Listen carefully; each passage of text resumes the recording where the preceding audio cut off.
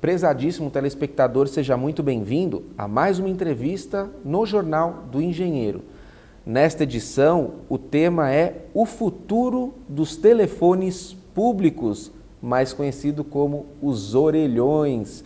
E hoje o Brasil possui 290 milhões de celulares, em média mais de um aparelho por pessoa. As operadoras de telefonia móvel, numa concorrência desenfreada, fazem planos bem competitivos. SMS ilimitado, ligações infinitas, WhatsApp o mês inteiro. E claro que isso fez com que a telefonia pública fosse deixada um pouco mais de lado. As telefônicas, as empresas que administram esse tipo de serviço, que o provém, pedem a flexibilização à Anatel. Que seria essa flexibilização? É que fosse diminuído o número de aparelhos e a obrigatoriedade de tê-los em tantos lugares, porque elas alegam que essa operação é deficitária. Nós vamos conversar aqui com um especialista no assunto, Marcelo Zufo. Ele é professor do Departamento de Engenharia de Sistemas Eletrônicos da Escola Politécnica da USP. É também membro do Conselho Tecnológico do Sindicato dos Engenheiros no Estado de São Paulo e também membro da Comissão de Telecomunicações desta mesma entidade. E também diretor do Departamento de Ciência e Tecnologia e Inovação da CNTU. Zufo, é um prazer recebê-lo aqui. Obrigado, Fábio. Zufo, começo perguntando, os telefones públicos perderam seu protagonismo, mas eles ainda têm espaço na nossa sociedade? Então, Fábio, o que perdeu o protagonismo foi a telefonia fixa. Ela, de forma geral, ela reduziu a sua participação no contexto das comunicações em função de todas as inovações que nós temos continuamente na área. Perfeito. O telefone público seria um fixo, mas fora das casas das pessoas, disponível para a população acessar. É isso conceitualmente? Essa é a situação, né? O telefone público é o telefone fixo, mas não vamos nos esquecer que, concomitante com esse processo de inovação que o Brasil passou, a privatização ocorreu na mesma época, e uma das falhas históricas no processo da privatização brasileira não foi considerar a inovação. É normal, nesses contextos das comunicações, você ter contrapartidas. Então, quando houve a privatização da telefonia fixa, anterior a toda essa grande onda da telefonia móvel, havia uma questão muito grande da questão da universalização da telefonia fixa. Como nós temos problemas ainda da universalização do saneamento básico. Então, no processo de privatização, o governo impôs metas de universalização da telefonia fixa, inclusive com a instalação de telefones fixos, mas o governo ou os dirigentes na época não contavam com as inovações que estavam por vir no domínio da comunicação de banda larga, na telefonia móvel, agora na banda móvel de banda larga. E nós ficamos presos a essas políticas por mais de uma década. Então, nós temos fundos extremamente grandes de recursos, como o FUST e o FISTEL, para universalização da telefonia fixa, que também não faz mais sentido. Surge de uns anos para cá a ideia de transformar os pontos de telefonia pública em multiplataformas. Ou seja, além da telefonia fixa, porque nós temos pontos cabeados com cobre, supostamente com tráfego maior, alguns orelhões ligados até por fibra óptica, a ideia é de transformá-los em hotspots de internet pública. Isso é muito importante, porque a flexibilização da telefonia pública, ela vai muito no sentido antipúblico. A gente não pode se esquecer que a oferta da infraestrutura no Brasil, ela não pode se equiparar a políticas norte-americanas ou europeias em que a infraestrutura é boa. Além da infraestrutura ser deficitária, no Brasil, a economia é muito assimétrica. Então, se você desflexibilizar totalmente, tirando as questões políticas, você acaba tendo um favorecimento muito grande ao mercado, mas você aumenta muito mais o que a gente chama do nosso dividendo digital. Ou seja, dentro dessa lógica, a gente teria que acreditar que onde há renda, onde há consumo, e as pessoas teriam que dispor de renda alta, porque a gente sabe que a telefonia no Brasil é caro, haveria uma infraestrutura maravilhosa. Enquanto nos nossos bolsões de pobreza, nas nossas periferias, não haveria infraestrutura nenhuma. Dentro de segmentos de atividade econômica em que isso é flexibilizado, como por exemplo o cabo, a gente percebe isso. Você tem bairros em São Paulo que você tem uma infraestrutura tão boa ou melhor do que a dos países mais avançados do mundo, como a Coreia, e você andando alguns quilômetros, alguns quarteirões, você encontra bolsões de pobreza que você não tem nada. Então, essa ponderação, a despeito de todas as questões políticas e ideológicas, ela deveria ser feita dentro das melhores práticas e das políticas definidas pela engenharia. Os engenheiros, eles conseguem levantar muito bem esses requisitos e eles têm uma ética voltada para a qualidade de vida. Mas, infelizmente, nem sempre nós somos escutados, e por isso que organizações como o Sindicato dos Engenheiros do Estado de São Paulo, a Federação Nacional dos Engenheiros e a CNTU são organizações muito importantes, porque elas acabam sendo as porta-vozes dessas questões técnicas que às vezes são relegadas para o segundo ou terceiro plano no Brasil. Zulfo, você falou da questão da infraestrutura que precisa melhorar no nosso país. Nós tivemos alguns repentes aí de obrigação às empresas de telefonia, tanto móvel quanto fixa, de melhorar a estrutura. Vou citar dois casos. Em São Paulo e no Brasil todo, uma operadora de telefonia móvel foi impedida por um certo período de tempo de comercializar novas linhas porque o atendimento já à sua base não estava satisfatório. E uma operadora de telefonia fixa, aí já envolvendo telefones públicos, também em 2015 foi obrigada por um período de tempo a disponibilizar o telefone público fixo gratuito, porque também ela não tinha cumprido metas de espalhar aquilo no território, espalhar aquele serviço no território como era um mandamento. Você acha que nós precisamos ainda melhorar mais em questão de cobrar as empresas de telefonia? E como é que isso pode ser feito? Veja, o setor de telecomunicações ele é norteado hoje por propósitos meramente e intensamente econômicos. É o famoso jargão norte-americano que nesse setor de atividade econômica, money talks. E essas duas políticas públicas que foram criadas, elas afetam diretamente o modelo de negócio das empresas. E nesse caso as empresas se movimentam. A gente não pode se esquecer que a característica desse setor de atividade econômica é norteado pela altíssima competitividade em termos mundiais. O Brasil às vezes se equivoca ou perde a noção dessa realidade porque nós estamos ainda um pouco fora dos grandes eixos internacionais. E a gente tem que constatar também que a qualidade do serviço prestado por essas empresas não é bom. É só você viajar para fora, mesmo para países não tão desenvolvidos como o Brasil, em que você vê que os serviços de telefonia lá funcionam. Na última análise, é política pública. Agora, os gestores públicos, eles têm que entender um pouco mais da lógica econômica, das dinâmicas econômicas e das inovações que tem por trás dessa tecnologia. Diga-se de passagem que, por causa disso,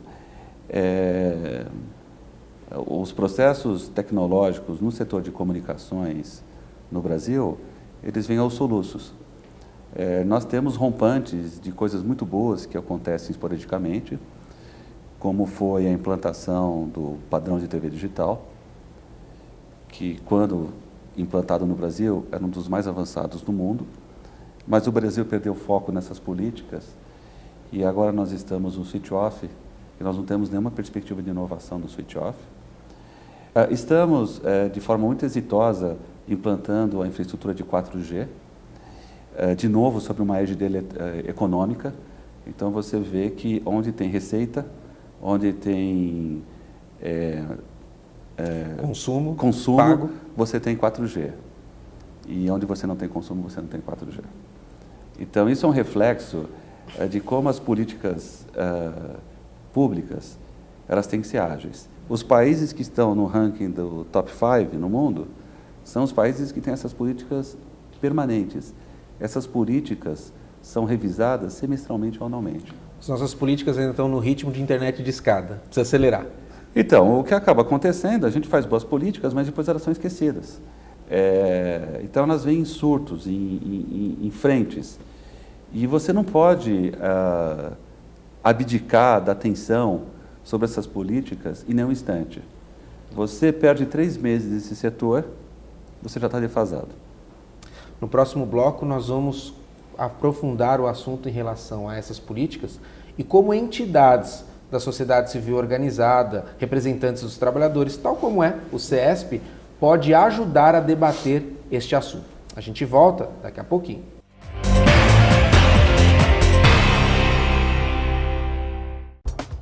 Os associados ao CESP contam com uma assessoria jurídica própria, sempre pronta a esclarecer todas as dúvidas. O atendimento é feito de segunda a sexta-feira, das 10 às 18. Entre em contato e saiba mais.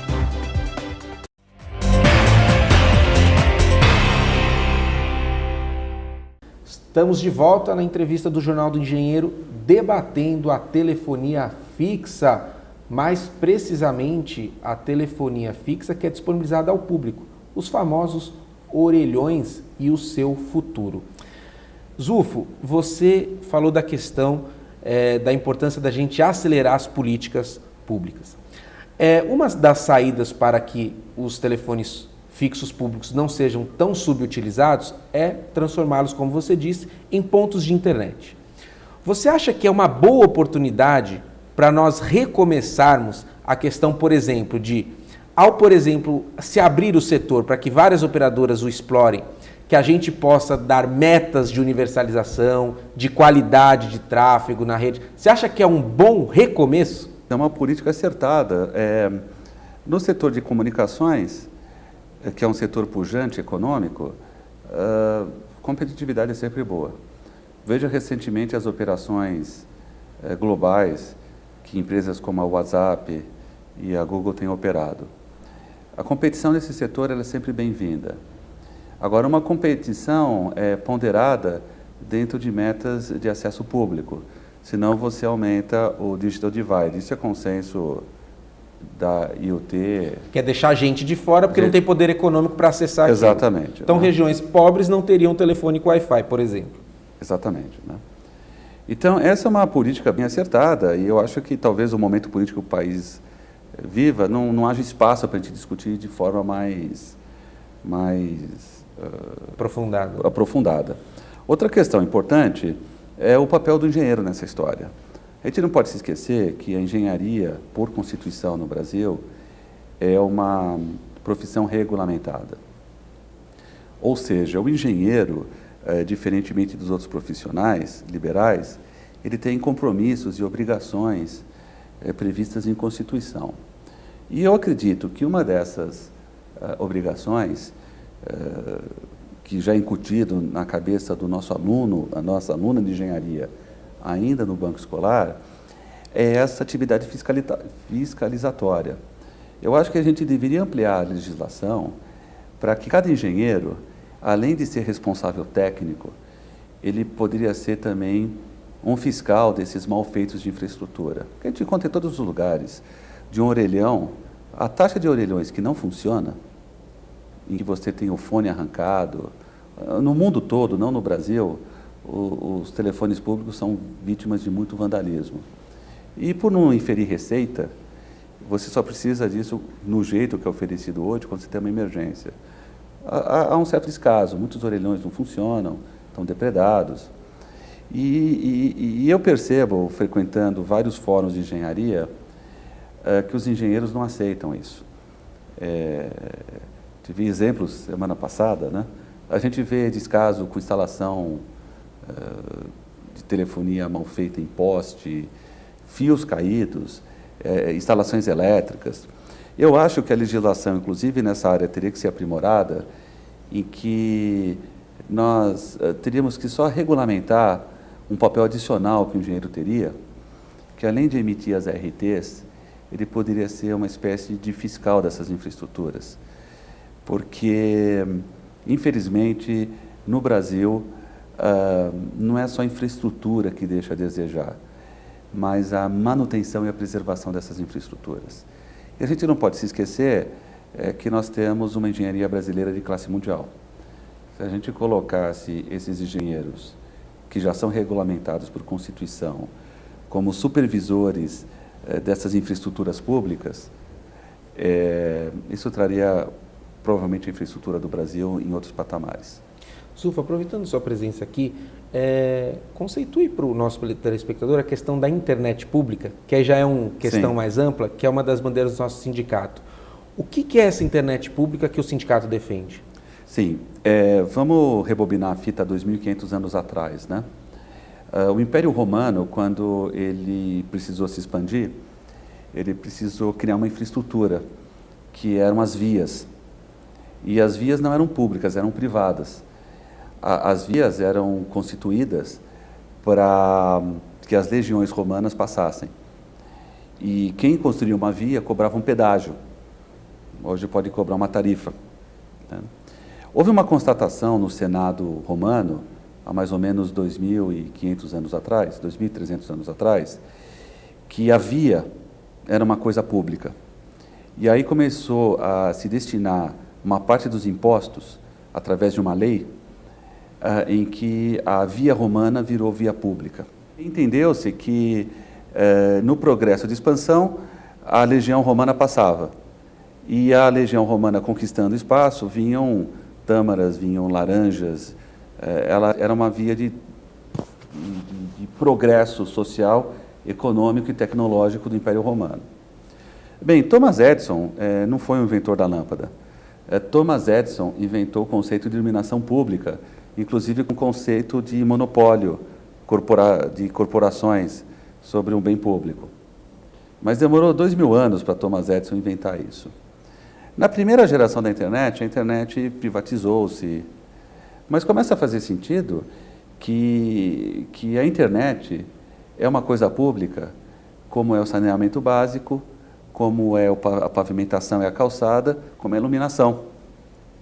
Então começa a fazer sentido que a internet traz progresso, que a internet traz segurança, que a internet... Eu dei essa sugestão, que é muito pouco ouvida aí pelos nossos dirigentes públicos, coloque a internet pública num ponto de crack. Você vai resolver isso.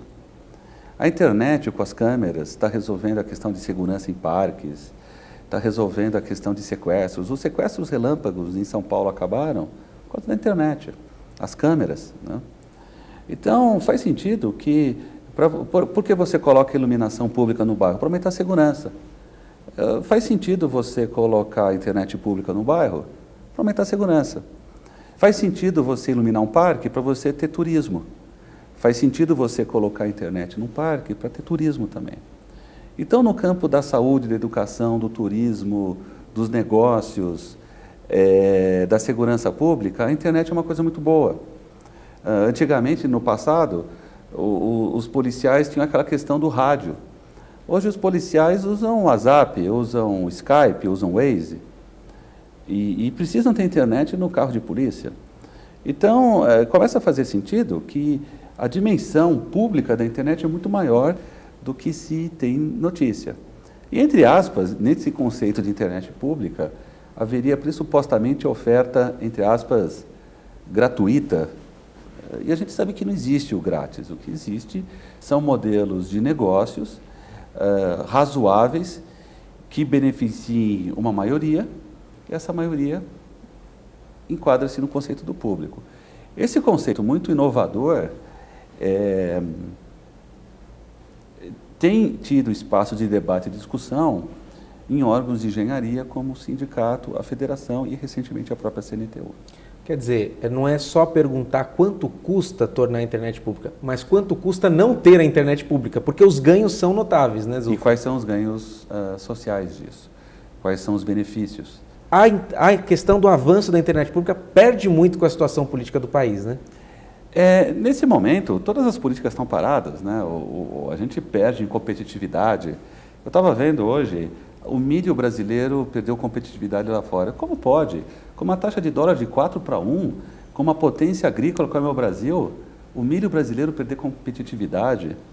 Eu acho que na hora que aparece uma crise dessas, os gargalos, que são gargalos de engenharia, são gargalos de logística, gargalos de comunicação, gargalos de transporte, gargalos de energia, eles ficam evidenciados.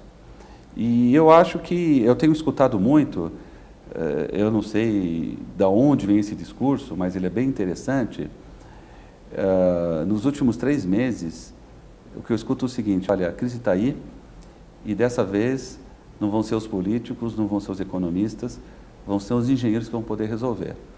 Na faculdade, a gente ensina que os engenheiros resolvem problemas com método.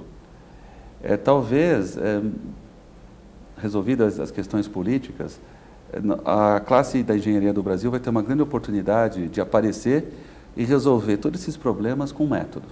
Não com política e nem com dinheiro, mas com método. Quero muito agradecer a sua presença Obrigado. aqui. Quero deixar a câmera aberta para suas considerações finais. Isso daí. É sempre um prazer estar nesse sindicato. É um dos lugares assim mais importantes em termos de debate intelectual. Uma diversidade de engenheiros de várias especialidades e de vários níveis de experiência. Recentemente nós estamos vendo a garotada que ainda está no 2º ano da faculdade frequentando o sindicato. Nós vemos engenheiros com uma experiência maravilhosa de vida e pegando vários momentos políticos e econômicos dessa nação e tecnológicos também. E o sindicato é isso, é um dos lugares e dos espaços mais livres e importantes para que a gente discuta questões nacionais e de engenharia com propriedade de engenheiros. Então, é uma satisfação muito grande estar aqui com vocês. Para nós também, Zulfo. Obrigado, viu? Muito obrigado. Esta edição do Jornal do Engenheiro não termina aqui. Fique conosco e acompanhe mais assuntos relativos à engenharia, à inovação e o desenvolvimento. Um forte abraço e até breve.